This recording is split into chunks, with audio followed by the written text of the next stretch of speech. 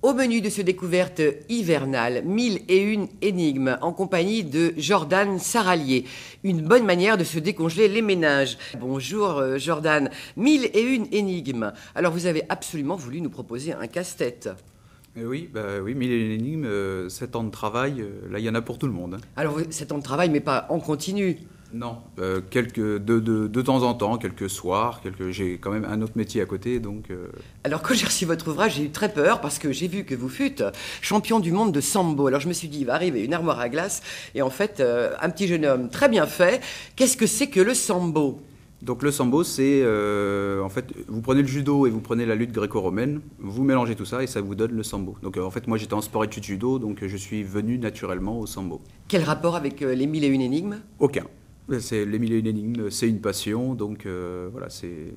Alors, il y a quelque chose quand même qui est un peu touchant. Vous avez collationné, vous avez collecté ces 1001 énigmes, mais au profit d'une association un petit peu particulière, Névus et Angiome. Alors, on ne sait pas trop à quoi ça correspond. Vous avez eu un coup de cœur, vous avez eu une émotion à ce sujet-là ? Oui, tout à fait. En fait, lors d'un jeu télévisé Fort Boyard, où j'étais invité justement grâce au sambo, j'ai connu en fait cette association-là qu'on a défendue et j'ai été touché par la maladie parce qu'en fait c'est des enfants qui ont des gros stages de naissance.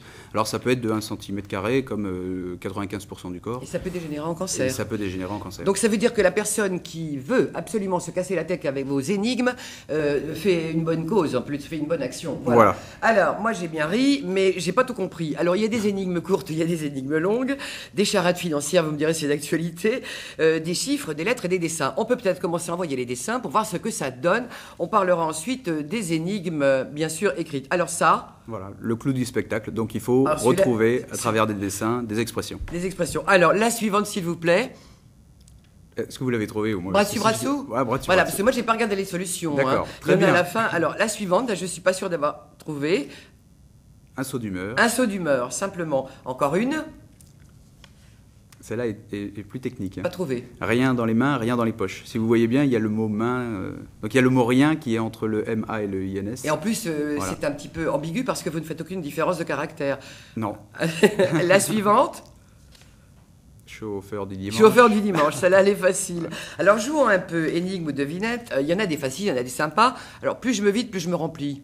Le sablier. Très bien. Une sympa. Qu'est-ce qu'un homme ne peut avoir, mais peut donner à une femme ?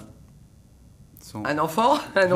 Et alors, une sympa encore, j'ai 6 clés sous serrure, si tu me grattes, je murmure. Ouais, la guitare. Alors, il y a bien sûr plusieurs chapitres. Attention aux embrouilles, charades financières, énigmes longues. Alors, est-ce que vous avez eu du mal ?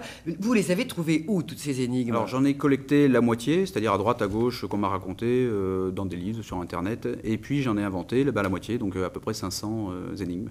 Où, de temps en temps, je m'y mettais, et puis pendant une soirée, 2 soirs...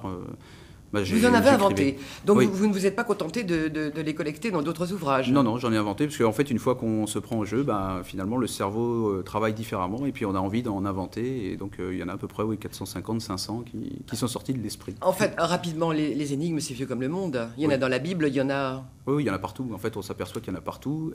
Ça plaît beaucoup aux gens. Les gens aiment bien chercher, en général. Donc il y a des énigmes partout. Oui. Et je peux vous dire, il y a plusieurs solutions et évitez de regarder les solutions à la fin parce que franchement, c'est très très rigolo.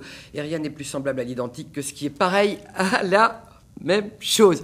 Merci Jordan Saralier. Donc 1001 énigmes, édition Men Sorbis. Vous allez bien vous prendre la tête, je vous assure. C'est très drôle et ça fait du bien. Merci.